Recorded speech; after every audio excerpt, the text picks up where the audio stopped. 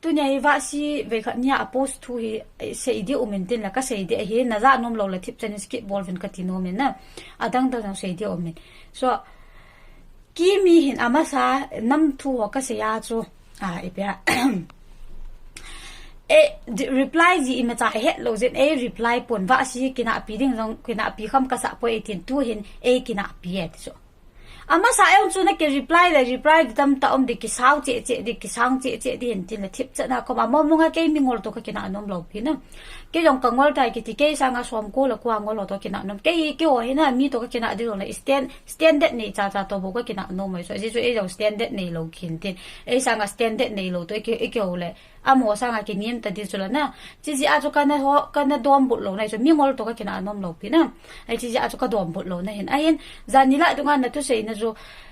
hun festival in van noi hot ling na ti chu na pum na pia na hing changa na zo be si chu hun a zau zo sin zo he nai chu van noi ho ling ka kang po pi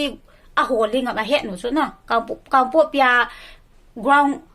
hu ji na ho chi ma mi lo se he nai chu en ne zo se he chu na hing lai changa na zo ji a chu chi bo chu ko hu se hin na abal na nang hi min nan he na first pen hi ipji ham tele ka thu sei na kha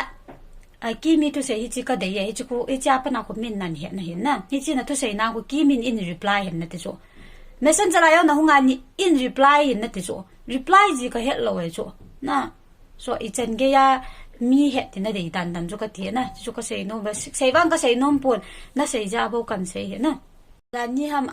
ke ka tu sei a reply bol na so group ma an se ji ba so abona yong ka ngai chai pon ka ga van hin tham kha ma sam tham kha pu ka ngai comment jong turn off aga bol kit nai so ibola comment turn off na bolo na hi ti ji ba hi ima gi lam za thang ka ti ji na yu so na thu ki no te ka ti ji na yu so comment turn off ki bola I de ki se ya comment turn off ki bol so ipi va sam ne ha ka tu sei hi thu di lo ngan ka se hi na ka jo ka nal ka sei he ti confirm na bol to ta khane jo ki mel chi aba na thu sei la angwal ka sa pe ni pe am tela ki mi hin vanoi ka tu sei na la vanoi a hot ling e ka ti ala ji jong he po ye kin vanoi a hot ling e ka ti zo news a ki phongoi ma mo ai cho ho Ronaldo ho yang amin thangin e pya amo ta en hung hi jong lai ta news a ki phon vanoi a ho ling to he chu ka sei na he chi pi chu ki mi hin ala ji he pon China ka na ka ina ki ho ne po vi na ke le ki zon ka ma ki sei jong a ki he ki lo gam hoi si